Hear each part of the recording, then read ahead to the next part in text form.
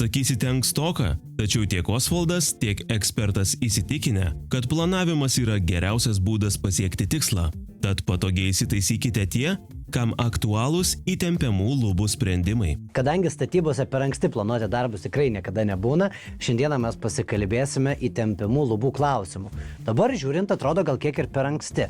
Žinant Osvaldo užmanymą, jis nori viską būti susidėliojęs į priekį. Realu dabar kalbėti apie tai ar ne? Planavimas yra tikrai labai geras dalykas, nes žmonės iš anksto susiplanavę visus statybų elementus, jie gali gerai, normaliai planuoti savo biudžetą. Tai pasikviesti meistrus, inžinierius, kai turime tokias patalpas, tai yra pats geriausias galbūt variantas, nes tada mes galime patarti, kaip nepadaryti klaidų, kurias daro klientai. Kokioje stadijoje esam, visi matom akivaizdžiai, ar ne?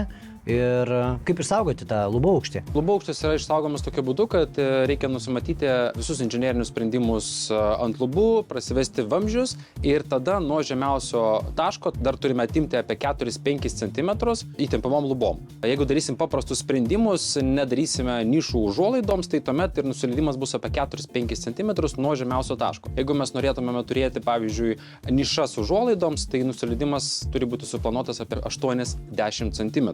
Sakykit, kokios turėtų būti pas mane sienos, kad, pavyzdžiui, jūs galėtumėt pradėti jau darbus? Rekomenduojame dėti lubas, kai yra atliktas pirmas dažymas, bet jeigu bus atlikti 2 dažymai, tai viskas gerai, mes irgi dedame ir tai pakankamai dažnas atvejis. Jei inžinieriai dėl lubų pakonsultuoti atvažiuoja ankstyvoj statybos stadijoje, visuomet mielai pataria, kaip geriausiai paruošti sienas konkrečiu atveju. Pavyzdžiui, su plytelėmis yra tam tikrų plonybių. Tie žmonės, kurie deda plytelės, jie dažniausiai deda plytelės iki pat juodlubio.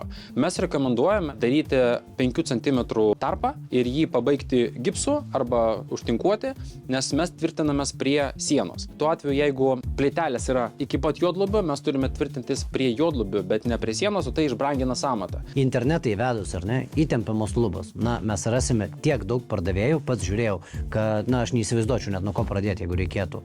Tai nuo ko? Kaip rinktis? Tai pagrindinė rekomendacija yra rinktis tiekėją ne telefonu. Mes rekomenduojame pasikviesti inžinierius į susitikimą ir pažiūrėti, kaip jie atlieka konsultaciją. Natūralu, kad reikėtų pasidomėti apskritai apie patį tiekėją, panagrinėti jų svetaines, pasižiūrėti, ar yra įmonės ar nėra. Manau, apie 60% tiekėjų neturi įmonių ir netgi jeigu yra įmonė, reikėtų pasižiūrėti jos istoriją. Ir tada jau, kai atvyksta žmogus, jūs matote pagal tą žmogų, kaip jis atrodo, ką jis su savimi atsiveža, kaip atlieka konsultaciją ir tokiu būdu jūs pamatysite jo kompetenciją. Ir tik tuomet galite patikėti savo būstą būtent šitam žmogui, nes telefonu viskas gražu, viskas faina, pigu, gerai, o realybė yra kitaip. Kvalifikuotas inžinierius įprastai atvyksta su įvairiais lubų plėvelių pavyzdžiais, bei padeda įvertinti, kokia plėvelė ir kokie profiliai unikalioje situacijoje yra tinkamiausi. Būtent tai pasiekiami stilingi ir ilgaamžiai rezultatai. O su įtempiamomis lubomis mes galime turėti šešėlinės siūles? Be abejo, yra didelis pasirinkimas būtent šešėlinių profilių,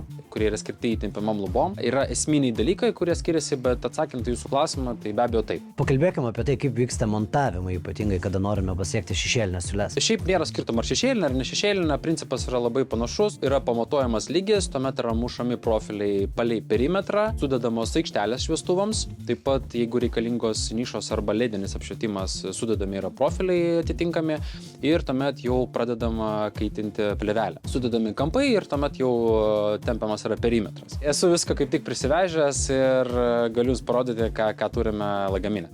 Taip, tai šitoje vietoje mes turime sieninius profilius, juodi yra šešėliniai profiliai, juos galime išsitraukti, pasižiūrėti, tai atvykus į konsultaciją yra rodomi, kurie bus naudojami profiliai. Čia tikrasis šešėlinis, turi lygius 90 laipsnių kampus, taip jis yra kainos atžvilgių brangesnis, tačiau vaizdas atrodo idealiai, labiausiai primena gipsą. Taip pat šešėlinis yra ir toks profiliukas, gali būti ir lubinis, kai negalime tvirtintis prie sienos, tada mes tvirtinamės prie lubų. Šitoje vietoje turime, pavyzdžiui, nišinį profilį, kai yra skirtingi lubų aukščiai, tai tuomet viršutinę dalį įsistato viršutinę plėvelę, apatinę ir tokiu būdu mes turime 2 lygių lubas. Pavyzdžiui, jeigu mes kalbam apie karnizą paslėptą nišoje, tai tuomet čia eina pagrindinis lubų aukštis, čia jau yra įdedami begeliai ir turime nišą. Niša gali būti su apšvietimu lediniu, tai labai gražiai atrodo su vakarinėmis naktinėmis užuolaidomis, ypač miegamajam. Jau iš karto šitas profilis su vėgeliais su viskuo, ar ne? Taip, Ir jau šitas vieta ledams. visiškai teisingai. Yra skirtingi pločiai, galima reguliuoti atstumą nuo lango, tai prastai būna 10-15 cm, bet galima varijuoti šitoj. Ką jūs čia dar įdomus turit? Tai čia turime ir katalogus be abejo gamintojų, bet su savimi visada turime gabaliuką plėvelės su garpūnu. Garpūnas tai yra palei perimetrą sudėtas toks silikoninis dalykas, kuris yra įstatomas į profilį, kurio pagalba laikosi visos mūsų lubos. Tai jeigu mes paimsime profilį, įstatysime į plėvelę, kadangi dabar yra minusas, plėvelė yra sustangrėjusi ir nerekomenduojama dėti plėvelės, kai yra temperatūra patalpoje mažiau negu 5 laipsniai. Tada plėvelė, aišku, stangrėja ir gali trūkti. O kiek darbai laiko užtrunka? Tokiam namui kaip pas jūs, apie 80 kvadratų, darbai užtrunka iki 2 dienų. Jeigu kažkas sudėtingo būtų, tai tuomet 3 darbo dienos. Tai pakankamai greitai. Osvaldai, ar turėjai naudingos informacijos šiandieną? Labai naudinga informacija ir labai daug ir tikrai labai smagu, kad atvykot ir patarėt, aš manau, ne tik man aktualu šitas dalykas, bet apskritai visiems žiūrovam, tikrai visiems ir mano draugams. Tai tikrai labai smagu, kad atvykot, labai super. Žodžiu, trumpai tariant, susitiksim prie įkurtuvės. Ačiū už konsultaciją. Malonu buvo.